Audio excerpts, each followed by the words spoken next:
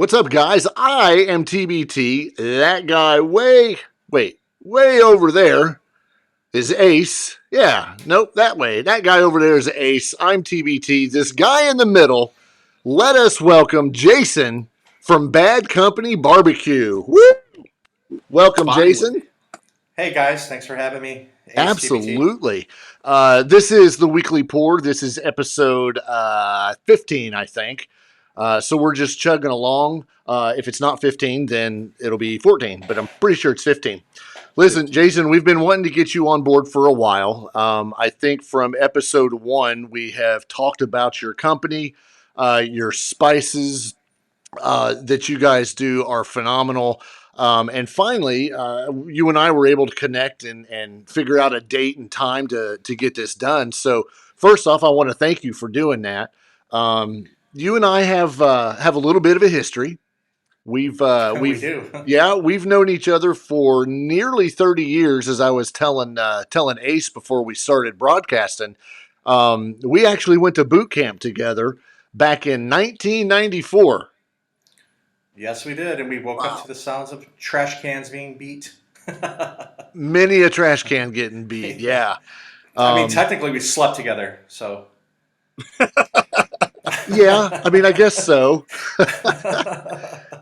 What a, it was, I mean, that was an experience. You go to boot camp and then, you go your separate ways and, you go through your career. But, with us being both in the Coast Guard, one of the cool things was we were able to keep in touch. Even if it was, a couple years or a few months or something, we had that global address list where we could find anybody, and just drop an email and be like, hey, bro, hope everything's going good. Let me know what's up. So we basically were able to follow each other through our careers. And there was a few times where we actually got to meet up, which is rare, in some instances with military branches, but we were able to, and it's always a good time to be able to follow your shipmates and, see the accomplishments they make and what they do. And for you, I have followed you since day one, obviously with boot camp, but then you did something that a lot of people don't do. They hear about it, but they don't do it. And that was the fact that you made yourself and your family financially independent, I think would be a good way to put it. It would be, yeah. It's called the FIRE movement, financial independent, retired early. And what we did is just I've always been into like the personal finance kind of stuff. And once I got on board with that and learned some things and figured out some things, I got on that path. And we started out. A lot of people start out with getting out of debt, and that's we followed the Dave Ramsey Financial Peace University program. And then many people do that, but once we got done with that, we wanted more, and there was something else out there. So I found the FIRE movement, and I found a couple other people that were doing this thing that was just amazing to me, and that was having what they call FU money, and it's having the money to basically do what you want to do when you want to do it, and no one really can tell you not to. Yeah, that's So what my it's wife calls my money that I spend on Amazon every week. nice. So, That so must was that something that you got into during your Coast Guard career, or was this like towards the end or afterwards? It was absolutely toward the end when you start thinking about retiring and what's next. And, of course, I was going to do some other things full time when I got out. But then I was like, man, we're in debt. We're in trouble. We're going to retire. Our pay is going to go down. We need to step into another career. Like, what are our options here? And that's when I started looking into everything and what our actual options were. And, you start looking at your budget, you start looking at your debt, you start looking at your financial picture and how you're doing, and we were doing horrible. So we needed to do something. So we grabbed it by the horns and went for it. that's pretty impressive because what came of this is this company because now you've got the time and the money and the want to take a risk and just put your effort into that. I find that really interesting. Yeah, it's really amazing to me, and I'm still kind of pinching myself that I get to do this. But the business, really, there is no risk. It's something that's totally separate. It's something that I do just for fun. I'm passionate about it, and I give 100% into it. But the moment I can't do that, I'll be able to just step away and do something else, if it doesn't work out. So we've set it up to where there's really no risk, and it's almost to the point where it's financially separate and self-sustaining, which is the whole goal. Was to get it so it basically operates itself and has enough money to operate itself and keep on chugging along and keep giving. Sure. Now we'll get into your different rubs later on and your flavors and all that. But one of the things that I thought was, I guess, one of the most interesting things when you separated and retired was the fact that, and correct me if I'm wrong, but you and your wife said, you know what, let's travel, and you guys We traveled. did. Yes, yes. We're still actually traveling. I'm in a library in Southwest Florida right now. I live in an RV. We've been doing that for 4 years. And what happened was we just got so used to traveling and the adventures that we had in the military that, we thought we were missing out on something by not having the home and the roots and all that kind of thing. And we tried that. And I mean, we gave it a go and it lasted for 8 years, but we were always like kind of looking around the bend saying, man, I wish we could travel. And I was a tattoo artist, and what really sealed the deal is we went to Germany for a month. I was invited over there to be a guest artist in Germany, and when we got back, we didn't want to come back. And I tell people, if you're thinking you want to RV full time, that's a good gauge to decide if you think it's the life for you. Is whether you dread going back home or if you can't wait to get back home. That's really a good kind of barometer to check it out and see if maybe that's the lifestyle you'd want to live. Absolutely. Now, you just touched on something that I was going to mention as well, and that was your history doing tattoos. Um, I, I'm not saying this because I know you or just because we're friends, but you're good. I appreciate I mean, that. you are to get invited to, to guest at somebody's studio is one thing, but when you're getting approached by somebody overseas to say, "Hey, why don't you come over and have a guest spot? Have a guest booth in our shop." I mean, that had to do something for you. How did they It was find you? amazing. Well, How would they know? yeah, a lot of it is about creating your own opportunities, networking. People always say network, network, network, and that's very important.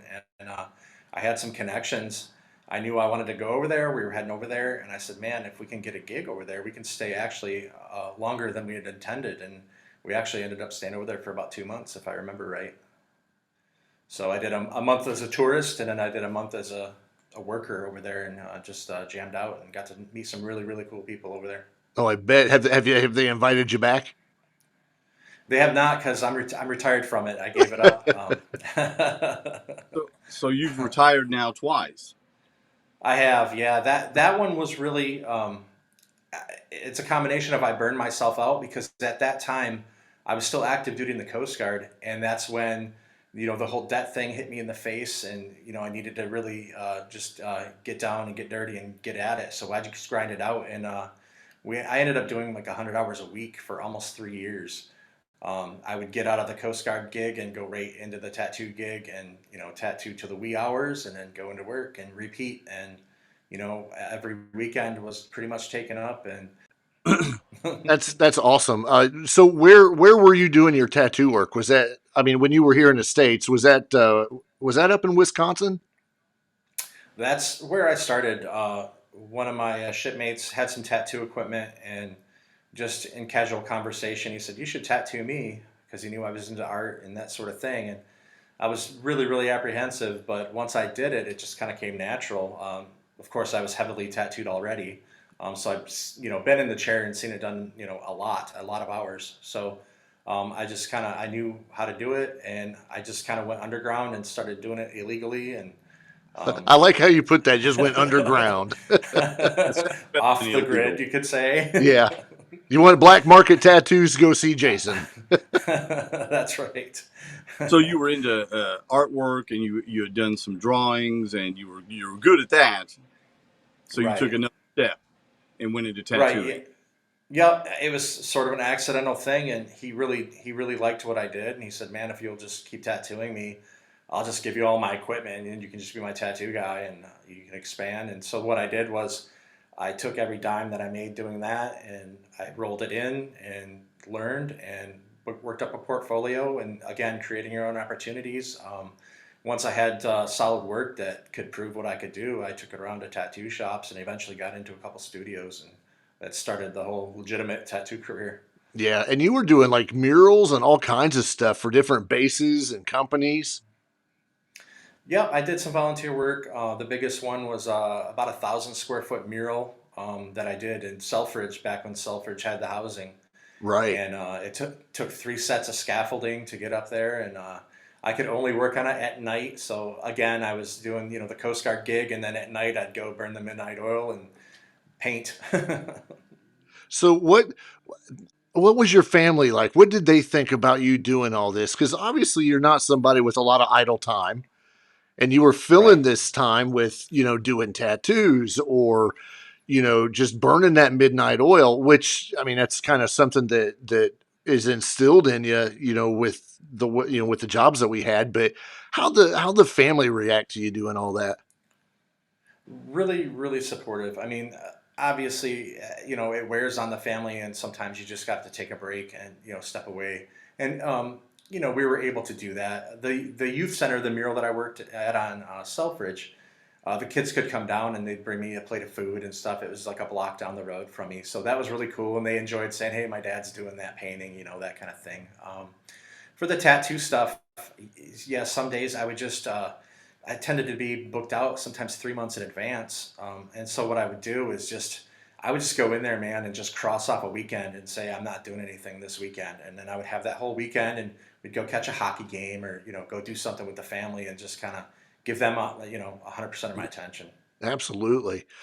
You mentioned a while ago that you're in Florida right now. How long do you expect to be in Florida? We'll be here probably till March. Okay. We're really liking the area. Yeah, I'm exploring, looking at some Florida flavors. Cuban, there's a lot of Cuban cuisine down here. Oh yeah. Yeah, yeah. There's cuisine down here called Floridian, which is like kind of a combination of like southern and island cuisine. So I'm really Yeah. exploring those and just eating my ass off. So, Absolutely. so some of this driving around and RVing has led to finding different cuisine flavors and things you can use for that business as well. Absolutely, yeah. I mean, we've been across the country probably 4 times now. And it helps that I have family out in Washington that's also military, and then I have family in Mississippi that's military, and then of course I still have family in Michigan. So we just kind of make the rounds, and as we're crisscrossing, we just if we see something cool, we stay, and if we don't, we just keep rolling, and it just kind of happens organically that way. We don't search anything out. The one thing I will say is I just came out with the one flavor, the New Mexico flavor, that I think we'll talk about later. But I traveled back to New Mexico, and we spent an extra 2 weeks back there, and I just went around and ate as many green chili cheeseburgers as I could to try to figure things out. And I tried all the New Mexican cuisine that I could. We'd already lived there for 8 months in the past, but I wanted to go back and get like a fresh take on it. So. Well, since we're already jumping into it a little bit, let's start talking about Bad Company Barbecue. Um, you have put together this business, obviously veteran owned. You're doing small batch seasonings. People are using them for rubs. I mean, I'm gonna be honest with you. I have tried this stuff on everything, literally, from popcorn to steak, hamburgers. I mean, French fries, you name it. We've tried it on everything. Where did this all come from? What the beginning, the whole thing, the concept of this business and everything. Like, right? Well, How do you learn to do this? right. It, again, it's like an organic thing. It just happened, traveling with the military and doing all these port calls in different islands and stuff in the Caribbean and South America. You taste all these amazing foods. And of course, no one's there with you. Your family's not there with you to share that with you. So I would get home, and I've always been a cook. I started cooking with my mother, when I was a kid. But you get home and you're like, oh, you should have tasted this awesome so and so, this fishwada or something from Colombia, and And so I would try to make that for them and capture those flavors and say, like, this is what I had here. Or this is the Jamaican jerk chicken. Like, smell that, taste that. This is so awesome. This is what I had. You wouldn't believe it. Those kind of things. Um, and so that kind of always was in the back of my mind was like, I'd taste something amazing and I'd try to remember it, try to pick it apart and see, figure out what's in it and what it takes to get there. And that's something that I always did. And Yeah, then, Jason used to cook for us in boot camp all the time. It was great. we made hooch in the Right? bathroom. So what popped in your head to say, you know what? I'm going to start a business with these rubs, with these seasonings. Right. I was doing culinary school. I had some GI Bill left, and I decided, what, let's use this up, pick something fun and cool. I already have, some other things that I've done. And so I said, I'm going to go to culinary school and knock that out and do something and get the foundation for what I've already been doing all along and learn the right way to break the rules. And so I learned the foundation. And at the conclusion of that, you're supposed to do this externship where you go, you stay in one place, which is already a no-go for me.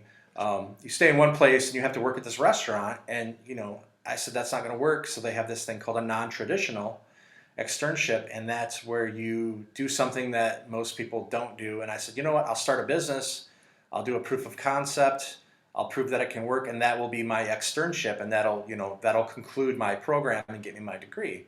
And so the whole thing was like, okay, now I got to start a business. What am I going to do? And I'd already been playing with the seasonings. I had just gotten a smoker, and I said, seasonings are portable, they're non-perishable, they're easy to transport. It's something that I got to do out of the RV. I started worrying about how to produce them. I can rent a commercial kitchen pretty much anywhere that I am. So it just kind of fit in. And I said, you know what, let's do that. So that's where it all started. It blows my mind. What was your very first one that you did? That'd be the smoked black cherry. And it's still the best seller. Yes, It it sounds is. really, really good.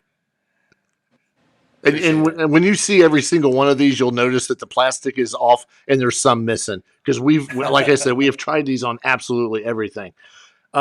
Okay, so you got this concept, and you've decided to go the route of being non for profit. Right.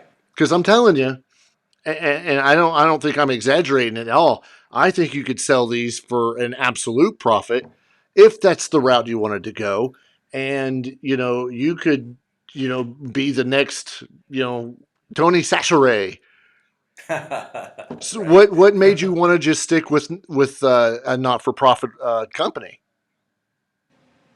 Well, I thought I really don't want to be motivated by the dollar anymore. And I spoke to, of course, my wife, and we talked about it, and said, we have enough. We're happy, um, and we've always, from the very beginning, we were in trouble when we first got married, and we needed help, and people reached out that we didn't even know and helped us, and that stuck with me tremendously. I mean, one year we were in a trailer. It was before the Coast Guard. I was broke. I was down. And the churches helped us, and some other organizations helped us, family helped us, and a few people said just do it for someone else someday, and that really stuck with me. And um, through the years, we've volunteered in person, we've volunteered some money, we've sponsored some families for like Thanksgiving dinners and stuff. But I said, this is kind of an opportunity to maybe do something on a bigger scale, include everyone that's purchasing our product. Like, you guys are all part of this too. It's not just us. It's all of us together working collectively to just help out a little bit somewhere. So this is like your like massive version of paying it forward. Absolutely. Like, I'm kind of just a conduit. If people buy the product, then we help people out. If people don't buy the product, then we'll just do our own thing and figure it out. But Sure. we haven't had a problem. People have helped out, and every purchase is helping someone else. So Is it? And I don't expect you to say no, but is the business doing good? it is. I was just looking at things. We've moved. We started in the end of December. I wanted to ship by Christmas.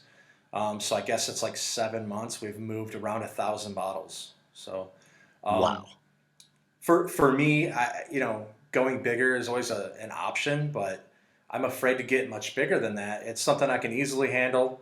I still get to take naps in the afternoon, That's and a that's bonus. important. Right? I need my siesta, bro. Absolutely.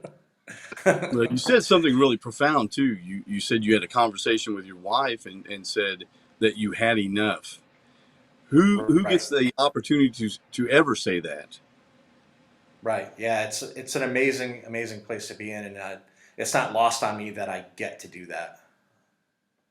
Yeah, Jason's And, wife is pretty phenomenal. Absolutely. And be sure to She tell her holds I this said shit hi. together. I'm sure what's she'll be her role? watching. What's her role in this?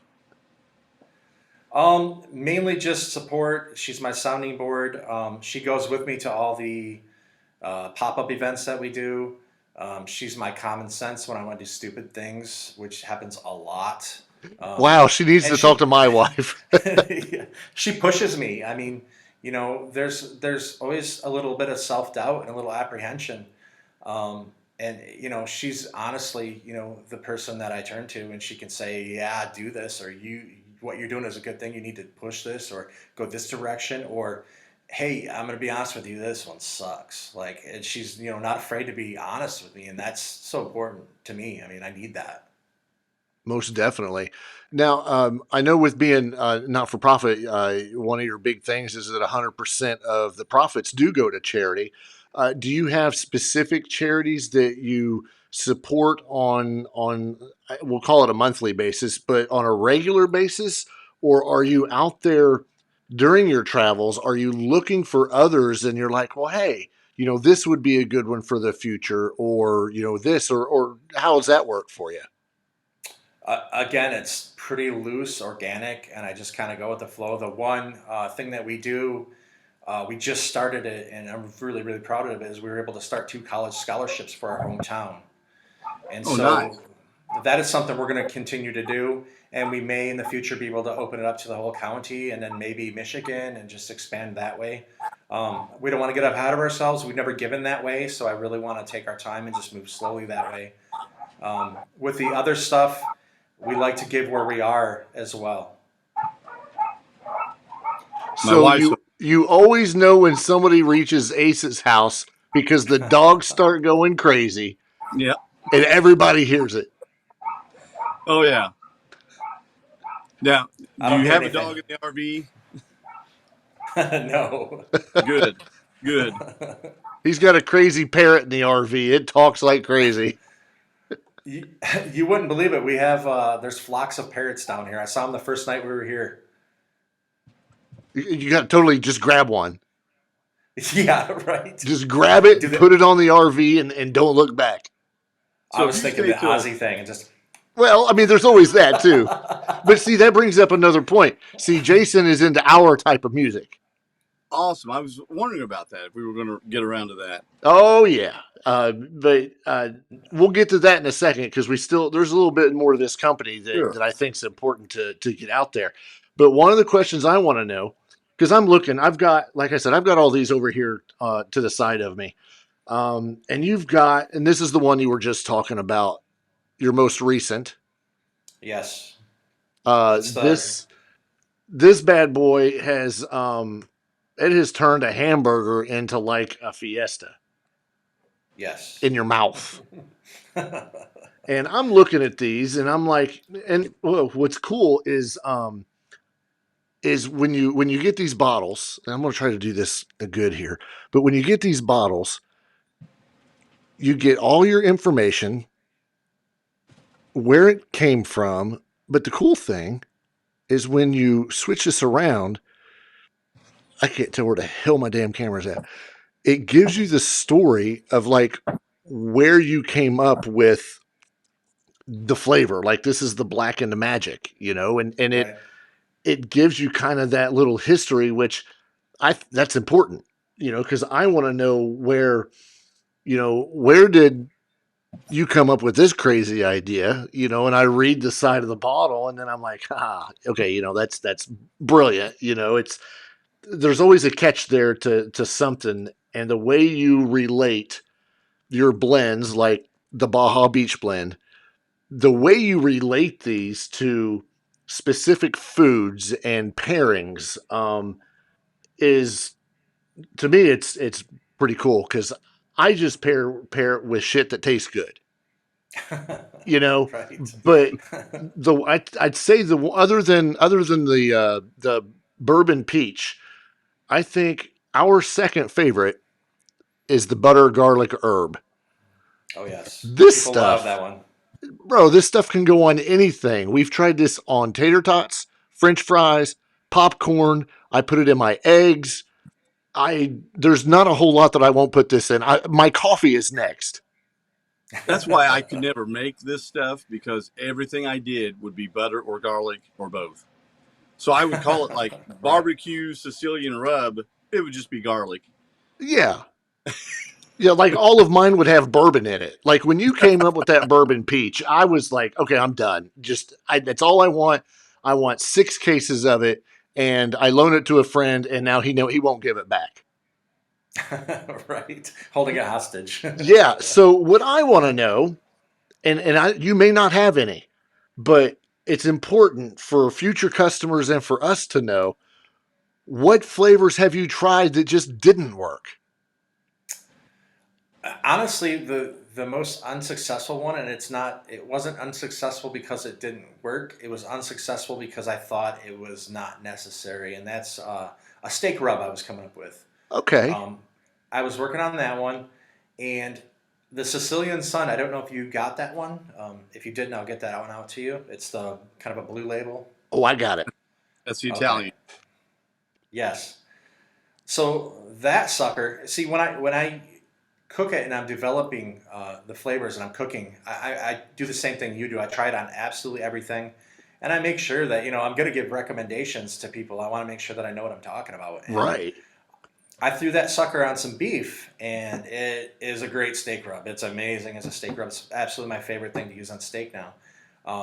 And I'll even, if I want a little bite to that, I'll even pair that up with some of the other ones, which is also a good thing you can do too with those. Is they go really well together, most of the flavors. So you're But blending your blends. Yeah, yeah, like the Baja Beach and the espresso chipotle. I mean, if I'm doing a beef Mexican dish, those two are going together. Chili, pot of chili, if ground beef for like tacos, steak fajitas. Those two are just made for each other with a Mexican beef dish. Holy crap. See, I'm gonna have to watch this over myself so I can take notes and figure all this stuff out. One of the things that drew my attention, and I think this might have been on your Instagram or your Facebook.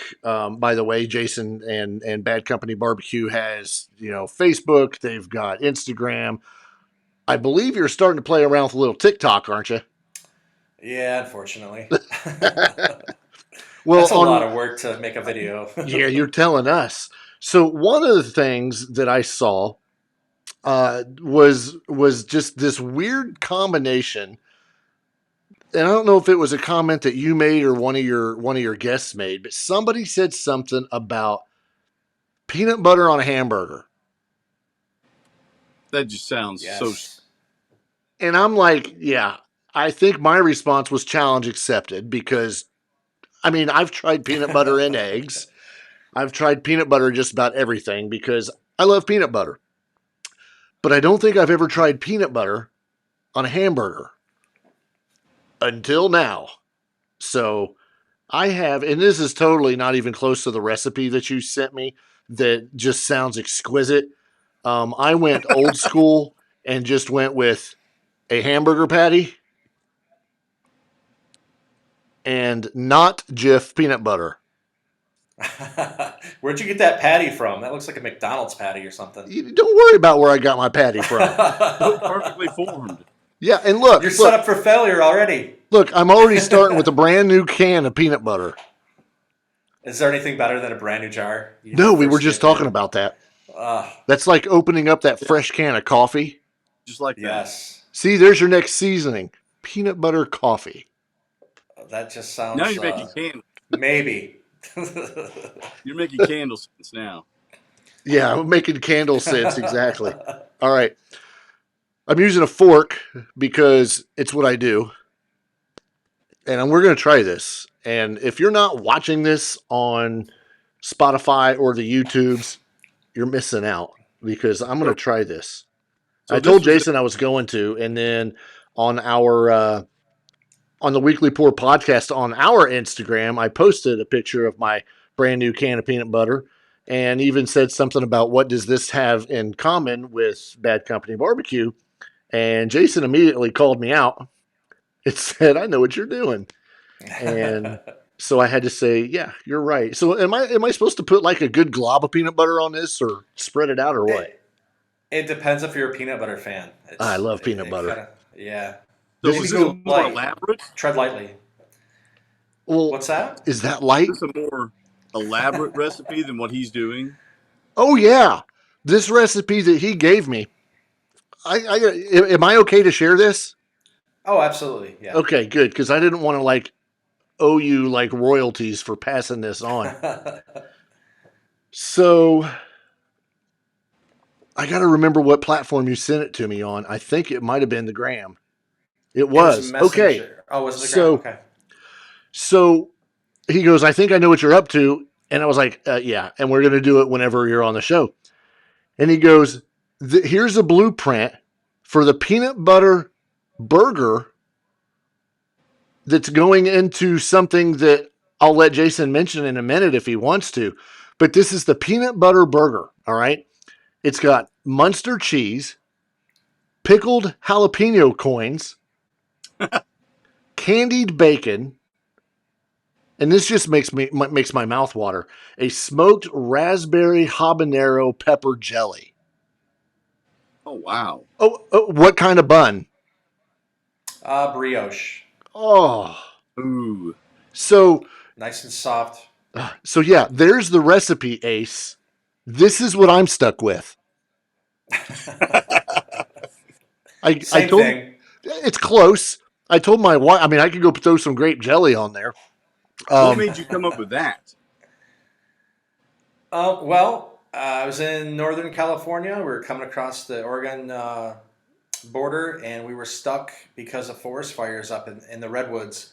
And we hit a diner in there, and they had a peanut butter burger, and it was not quite what I'm doing, but I'd never had one before, and we went for it and tried it. Both my wife and I were both absolutely hooked on it. And from there, I said, we got to make this one. So Well, we're, T. we're doing it. We're going to take it to the next level. All right, two things. This burger is dry as shit. Number two, this peanut butter doesn't help that. But that's pretty damn good. And I can imagine if this is good, just a shitty patty with Jif. I mean, not Jif. We also, what did we put on there? We actually put the green nice. blend on this. That's So you got a great seasoned it. spice, huh?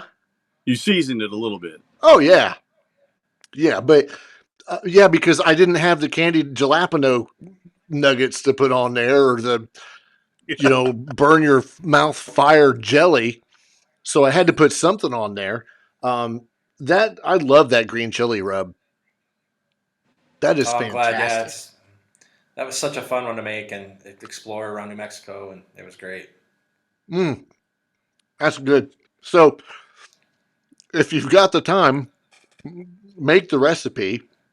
If you don't have the time, do what I did. You may have to post that recipe if he doesn't care. If Jason doesn't care. Oh no, absolutely not. I'll be making that one this week, and I'll be posting it up as well. So We should have had you with a table and cooking this up. yeah, live cook station next time. You guys keep talking. I gotta get this peanut butter out of my mouth. So you said you were in New Mexico twice because you went back to get some hints of the flavors and figure out what Correct. to do. What is it like to live in New Mexico? Hot? It was Dry? one of those places that changed us. Really? How so? Well, UFOs. I was not abducted. They didn't want me. But They sent you back. just living in the desert, it's just a different lifestyle. It's almost like an island lifestyle, but the landscape, the people, just everything about it was totally amazing to us. And it doesn't help. I mean, I'll give you a little backstory if you want on how we ended up in New Mexico. Sure. So we got a work camping gig, which is basically where you volunteer your time, and in return you get an RV spot with full hookups. And so that was our first gig that we took that way, and that took our living expenses down to literally zero, except for food. And we ended up at a hot springs resort in a town called Truth or Consequences, New Mexico. Yes, Oh, And that's where Texas. it was that's right. yes. So we ended up there, and it was supposed to be a 3-month gig, and we both were loving life, and they enjoyed having us, and so we extended that and ended up staying for 8 months, and just soaking in the hot springs every morning, and it was a perfect setup. It was amazing. So, of course, during that time, I'm eating the food, and experiencing the local ingredients and cooking, and not knowing any of this stuff was going to happen. I mean, this was, I think, 2019. We were back there. So What have you guys stayed in the States, or have you traveled up like into Canada or Mexicanus? we have not went around North America. We stay in the U.S. We haven't made it up to Alaska yet, and we haven't made it to Iowa. Those are the 2 states we haven't been to yet. Of all the things for you to say, it's Alaska and like Iowa. I was like, Which okay, is- I wasn't expecting Iowa. I would figure Right, you got it's in the middle of everything. So that's where you Right. got to come up with like some kind of bacon ranch, some kind of seasoning to go with their potatoes. Some Midwestern. That's Idaho. Yeah. Idaho. Get your Well, that's potatoes awesome. right. I might not be allowed to say this, but I'm going to anyway. And if I have to edit it out, I will. But are you making a cookbook? I am. I'm working on it very diligently. Yes. Wow. Tell us about it. It stemmed from just, again, the externship and proof of concept and other things I could do to kind of expand the business, and without expanding the product line so big that I can't control it anymore. People were always asking, like, what do we use this stuff on? What do you recommend? And then, of course, the food photography that I'm always posting. People are interested in the recipes and sort of thing. So from there, it just evolved into the idea for putting out a cookbook and just giving it to everyone out that way. And what we're going to do is it's going to be a keto style cookbook, but it's also going to have the traditional cooking method recipe. If you're not keto, it'll have almost an alternate recipe you can use if you don't care about keto. Right. You can just make it that way. That way it's, trying to make it for everyone, so it has something for everyone. Now, will all of your recipes, are they all going to include some kind of spice that you've created? Yes, they're all gonna. The plan so far, and it's kind of a loose plan as of right now, but what we're planning on doing is we're gonna have a section on apps and side dishes, a section on like sauces and things like that, and then a section on main dishes, and also a dessert section. And all of them except the dessert section will have basically a way to use our rubs in every dish. They'll be based on the dish itself, either the origin of the dish or the seasoning blend, or some way to use it that we've incorporated into it. Like the red rub, right now it's going in a pad thai dish, so it's really good. Yeah, I love it in Asian dishes to add a kick. Think of basically like a powdered sriracha, if you Oh, would. nice. Yeah. But you could probably make some sort of a dessert type blend, if you would. Cinnamon and paprika and sugar, and that'd be kind of cool to do something like that. Absolutely. I've been thinking about it. We've been talking about it since we kind of started. That was one of the directions we were trying to decide if we wanted to go that way or not.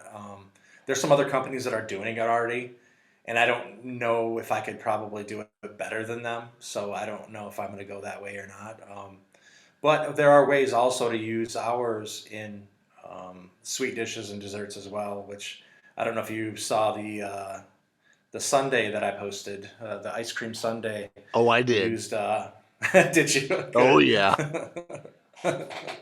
So we toasted pecans and for a turtle sundae, but I toasted them in rendered bacon fat and bourbon, and then I dusted them with bourbon soaked peach, and we put those on top of a bourbon caramel Ooh, sauce, and see, every time you say that word, yeah, You woo! get bourbon. chill. Oh,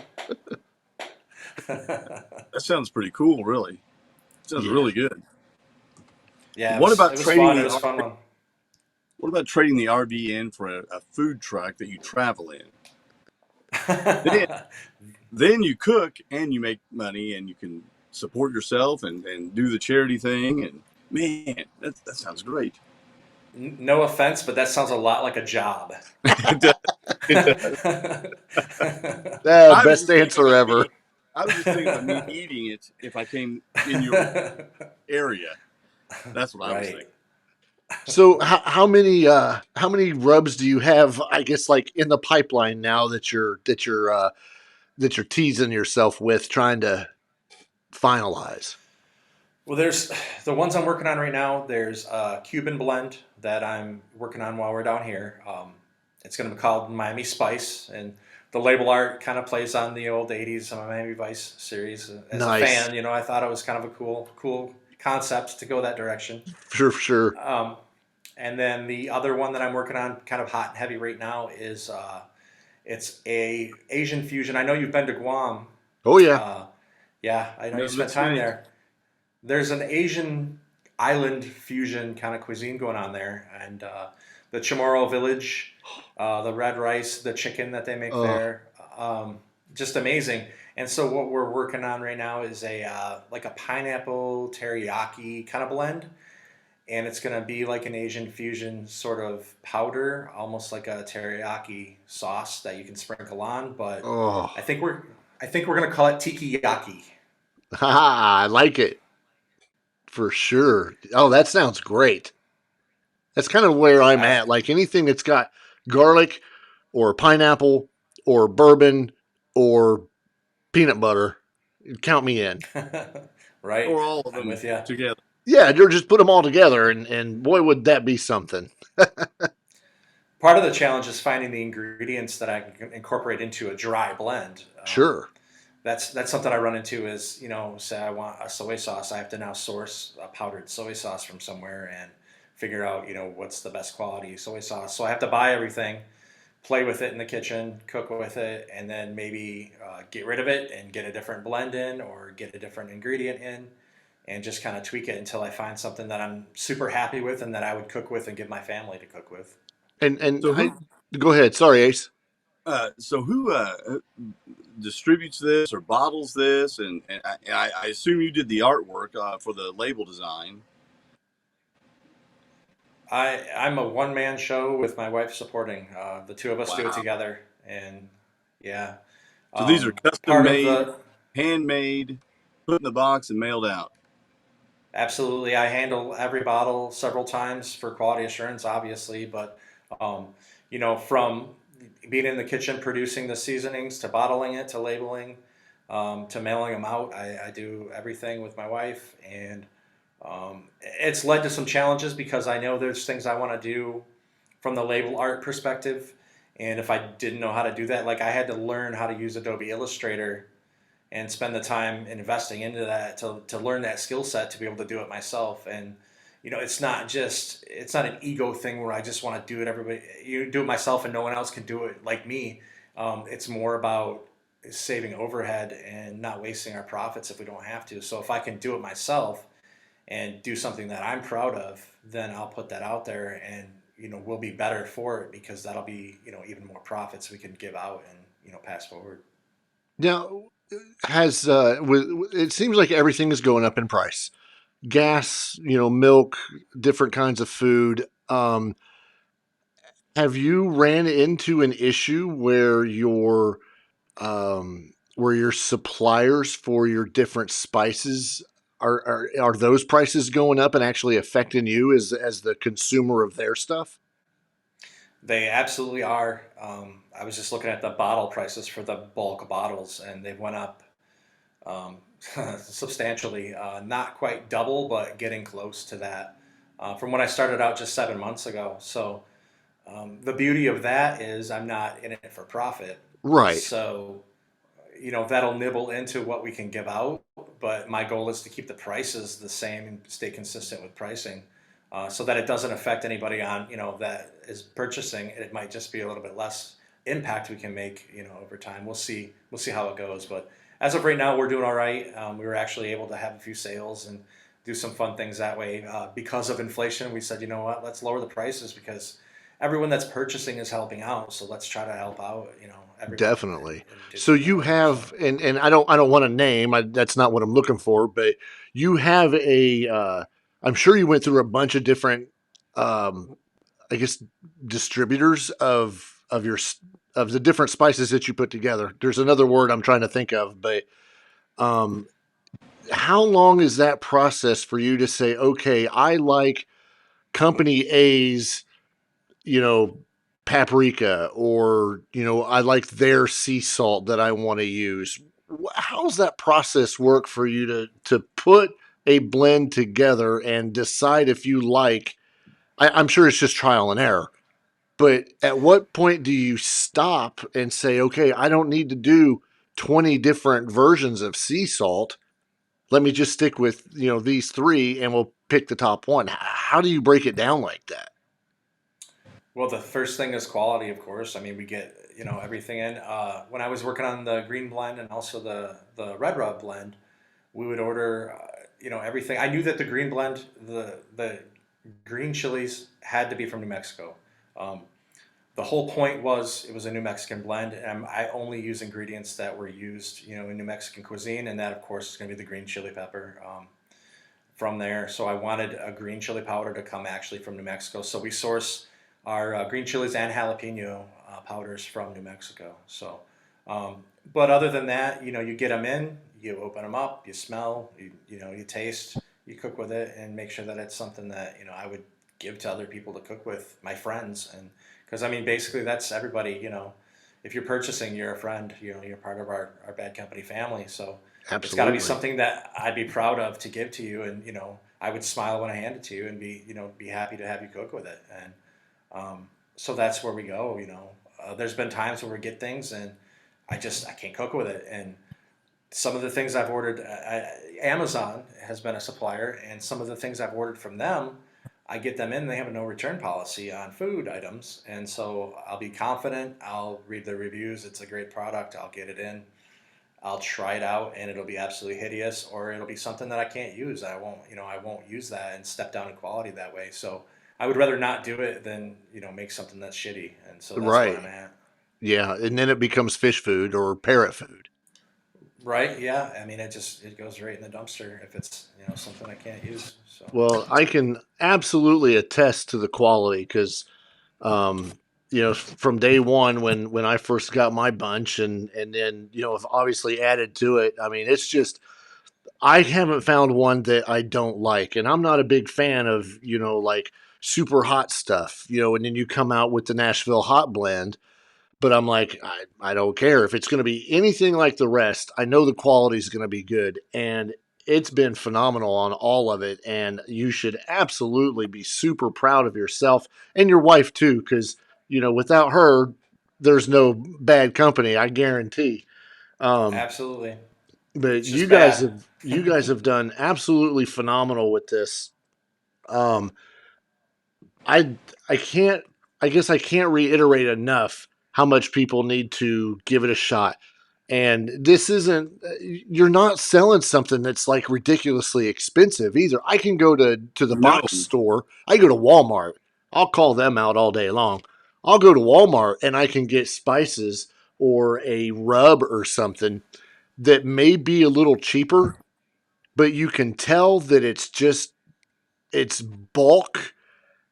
They you think they measure it and then they just get it in a bottle, and I don't know the brands or whatever, but and then you can find some that are more expensive that still don't have this quality, because to me it still tastes fresh, like And you're that's not. some, yeah. I was going to say that's something we should mention too. Is there's no fillers and no preservatives in those. So I'm only adding enough salt that I can highlight the other spices and the flavors in there. So a lot of other companies, salt and sugar are fairly cheap, and I'm only using sea salt, which is a little more expensive, but I like sea salt. I like the way that it flows. I like the way that I use it in the blends. I like the way that it adds to the flavor. And it's one of the only ones you can find that doesn't have any additives that make it like a free flowing salt, and I don't want that stuff in there. So I'm willing to pay a little bit more and take a little bit less on the back end to do that. And there's also none of them have any sugar added. The only one that has a little bit of sugar is the bourbon soaked peach, Mm-hmm. and that's because the peach flavoring has a little bit of dextrose in it. So it's minimal by the time it comes out, into the shaker bottle. It's a minimal amount, but being transparent, it's in there. There's a little bit of Absolutely. sugar. But everything else, I'm using some other form of a sweetener that's a keto friendly sweetener, because that's another reason that got me into the blends was everybody uses MSG, everybody uses sugar, everybody fills it with salt because it's cheap, and I couldn't find anything that I was comfortable eating, trying to stay on a keto diet and maintain my healthy diet that I need to be on. And so these are fairly low salt. The saltiest one is going to be that butter garlic herb that Oh yeah, everybody I know. likes. But that's almost like a salt replacement. I tell Yeah, people. it could be Yeah, absolutely. yeah, Like when I make scrambled eggs at the end of it and I've got it on my plate, I would put salt on it. But the day right, that I put that stuff on there, that was it. There was no salt. And I was like, holy crap, that's all I need. right. So yeah, I here's my challenge when you and the wife decide to take a vacation and go out of the country. And you need sea salt. I think they're on a vacation. Yeah, right. It's a permanent vacation. Right. Go to Iceland, get yourself some sea salt, and come up with some kind of blend from Iceland.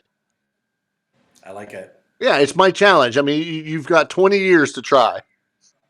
Right, plenty of time. Yeah, but I to be frank again, um, this stuff's phenomenal. I don't say it just because you're a friend. I say it because it's actually good stuff. I encourage everybody to just pick your palate, whatever you think your palate can handle. Try a few of them. They're not expensive. They go a long way, and they're good. And I mean, there's so much to choose from.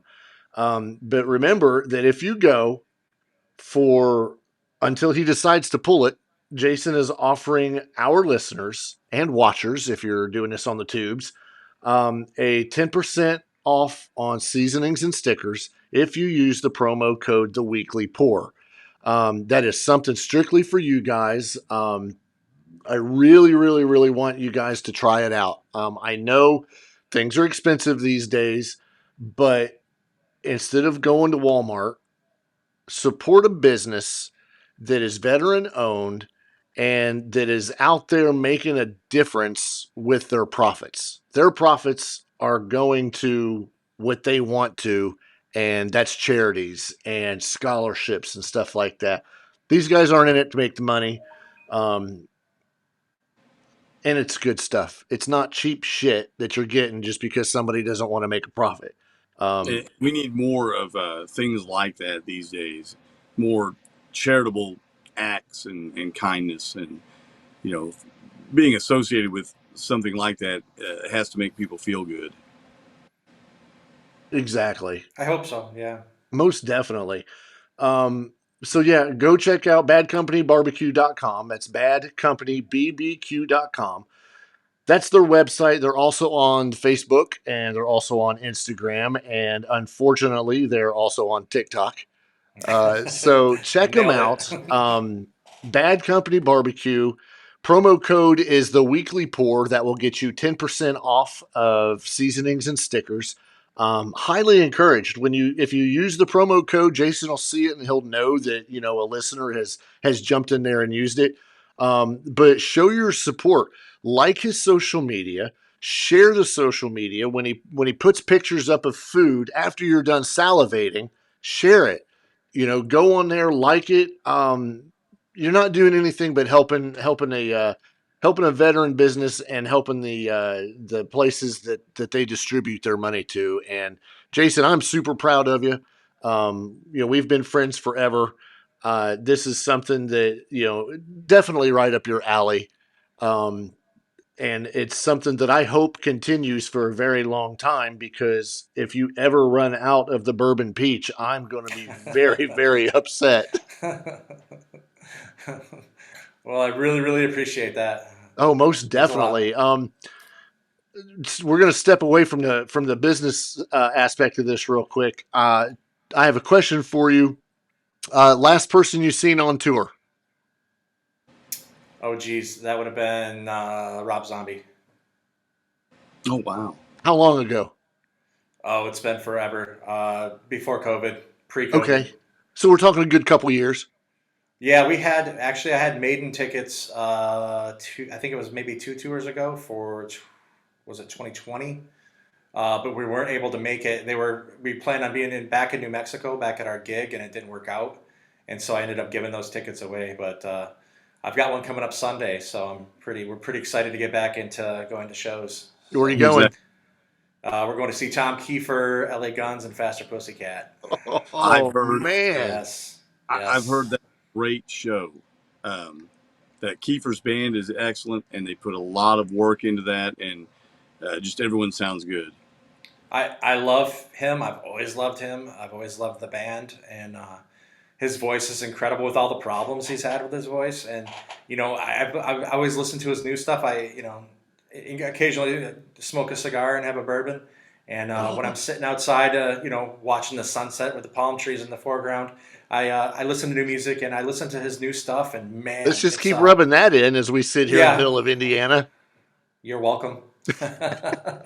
You might But yeah. hear you might hear Tracy Guns, but he might be in the bathroom playing. Have you heard about that? I did. I saw that. I Uh, don't care. I like, I'm there for Ballad of Jane. There you go. that's kind of cool though. You can even if you move around a lot, um, you might catch a lot of shows you wouldn't catch if you were in one place. Well, and yeah, that's why we're really excited about being here in Southwest Florida, is because we have Orlando, we have Tampa, Miami's a little bit, it's an overnight trip, but I mean, we don't care about that. We'll do that in a heartbeat if it's the right show. So, we're really excited to be in this area because for so long we've been in places like in the middle of Mississippi and, out on the water in Washington State. There's no venues there for big shows. And so, for a long time, people weren't even doing shows. But now that they're back, we want to be somewhere where we can actually take in some shows. And I think that'll be it's at a little, like a smaller venue. It's not a huge draw. It'll be a nice kind of way to jump back into seeing shows again. So Heck we'll have to yeah. get ready for October with Maiden's coming in October. So I Yeah. think we're going to try to catch that one. Fantastic. Favorite hair metal band of the 80s?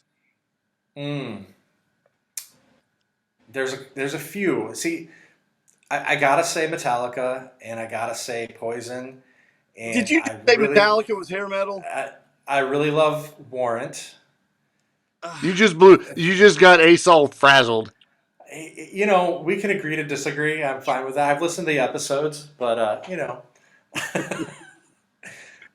Uh, if you how you look at categories and how do you categorize, and if you watch their videos, I mean, their hair's out there. It's big hair. you're talking So about maybe I Metallica. should have said glam band. Oh, Then it's Poison all the way. All right. Right, and I've told T a few times I just hate that hair metal term anyway, but I let it slide for the purposes of what we're doing. But because you could just most of these bands you could just split them up into all kinds of different categories. So just call it 80s metal, but you threw Metallica in there. Oh my god! Well, and it's frustrating too because if Anyway. you listen to other like playlists and you put in, you want to listen to like someone's specific playlist and the music that's related to them, the stuff they put in there is like totally unrelated, and it's really frustrating to be listening to like Cinderella's playlist and you hear Air Supply come on, or you listen to Metallica and you hear Chris Stapleton come on, and it's like where are they getting these things from? It's pretty crazy. But hey, sorry to offend you. Not really. Don't apologize to me. Apologize to James Hetfield. Hey, Papa Het will be okay. Yeah, my wife gets upset with me if I mention to her that like Whitesnake is essentially a blues-based rock band, and oh my Hmm. gosh, you want to see someone get really angry, you know? Call her No, it's down. not. Huh? Call her down. No, no, no, no. We don't need that. We don't need that steam. That'll But be You know, I for was another just episode. right, I was just listening to Chastain, and I think that's the first time I've actually heard their music, and it blew me away. It was awesome. Yeah. oh, I it's really good stuff. enjoyed their stuff. I think it was last night even. Okay. Yeah. And I'm sure you listened to it, but Leather's got a new one coming out very soon. So the way she was excited about it and really pumped up about it, I can't wait to hear it. Right? Yeah, yeah, absolutely. Yeah, I got a and you watch dog that, outside my window now. and you watch that interview. I'm sure with Leather. Yes, Yeah, she's a lot of fun to talk to. she said hi to me, so you know. Yeah, exactly. Right, right. Well, listen, Jason, I want to thank you again for showing up with us this week. It's something we've been trying to do for a little while, and we've managed to finally get you to a point where you could get out of the RV and into a good place with some Wi-Fi to make this happen. So, I really want to thank you for taking the opportunity to talk to us. I hope this helps get your word out about what you're doing with Bad Company Barbecue. Because again, and I know I'm just going to repeat myself from a few minutes ago, but it's super important. It's a great thing you're doing. You're putting out a phenomenal product. And I encourage everybody, again, badcompanybbq.com. They're on Instagram, Facebook, and of course TikTok. I know I have to mention it still. Be sure to use the promo code The Weekly Pour for 10% off your seasonings and stickers. Don't forget to email Ace and myself at the Weekly Pour Podcast at gmail.com. We're always looking for your input. Be sure to let us know what you think. Take this, watch it on YouTube, like it, subscribe. We need subscribers.